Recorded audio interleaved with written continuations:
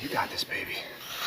Okay, nice big breath on 10. Blake Lively's legal claims against Justin Baldoni were initially framed as explosive, career-ending allegations, ones that suggested manipulation, coercion, and deeply inappropriate behavior behind the scenes. When news of the lawsuit first surfaced, the reaction was swift and polarized. Supporters hailed Lively for speaking out. Critics urged caution, noting how little verified evidence had been made public at the time. That balance shifted dramatically once previously sealed voice memos, text messages, and behind-the-scenes videos were unsealed and entered the public record, according to court filings and reporting tied to the case. What emerged did not simply complicate Lively's narrative, it actively contradicted several of her most serious claims, weakening the legal foundation of her case and reshaping public perception in the process. While courts, not headlines, determine legal outcomes, the unsealed material has undeniably altered the landscape. Several of Lively's worst claims, those most damaging to Baldoni's reputation, now appear far less clear-cut than originally presented. The claim of coercive control. One of Lively's central allegations was that Justin Baldoni exerted coercive control over her during the production process. According to her filings, she described a dynamic in which she felt pressured to comply with creative and professional decisions she was uncomfortable with, allegedly fearing retaliation or career consequences if she pushed back. However, unsealed voice memos and production communications reportedly show a markedly different tone. In multiple recordings, Baldoni is heard asking for consent, encouraging open disagreement, and explicitly stating that Lively had final approval on several disputed creative choices.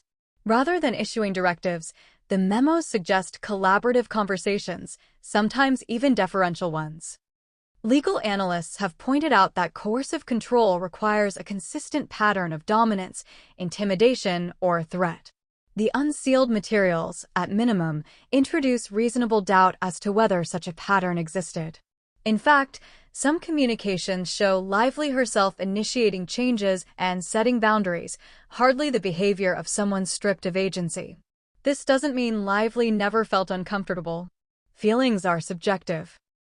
But discomfort alone does not equal coercion, and the newly public evidence appears to undermine the legal framing of that claim. Allegations of emotional manipulation. Another damaging assertion was that Baldoni allegedly used emotional manipulation to influence Lively's decisions, presenting himself as supportive while subtly undermining her autonomy. This allegation resonated strongly with audiences, particularly in the context of broader conversations about power dynamics in Hollywood.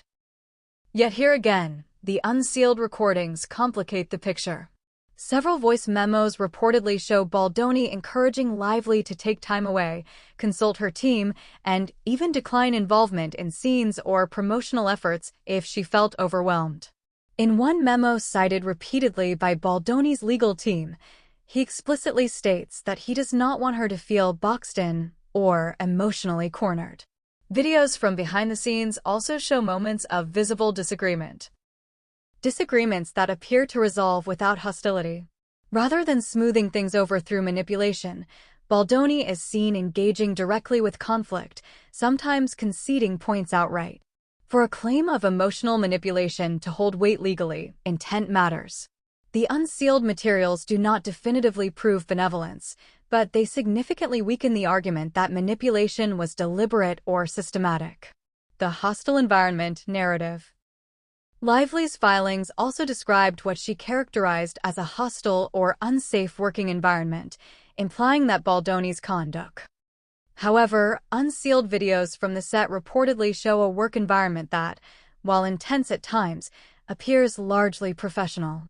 In several clips referenced in court motions, disagreements are handled in group settings with producers and crew present.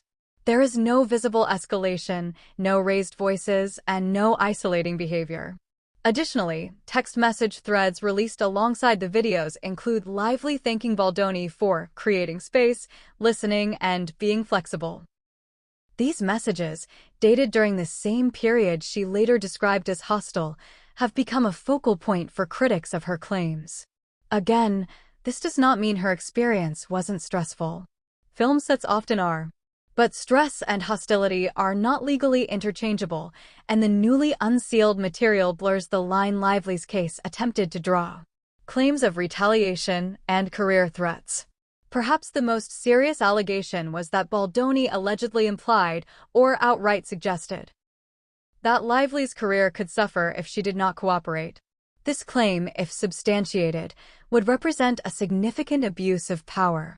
Yet no unsealed memo or message appears to support explicit or implicit threats, according to summaries cited in court documents. On the contrary, several communications show Baldoni acknowledging Lively's star power and expressing concern about public perception of his actions, not hers. In one exchange highlighted by Baldoni's defense, he allegedly emphasizes that Lively's reputation and comfort take priority, even if it means altering timelines or creative direction. While defense teams naturally select evidence that favors their position, the absence of any documented threats has raised serious questions about the retaliation claim. Legal experts have noted that courts tend to look unfavorably on allegations of retaliation when contemporaneous evidence contradicts them, especially when the accused party appears cautious to a fault in recorded communications. Inconsistencies in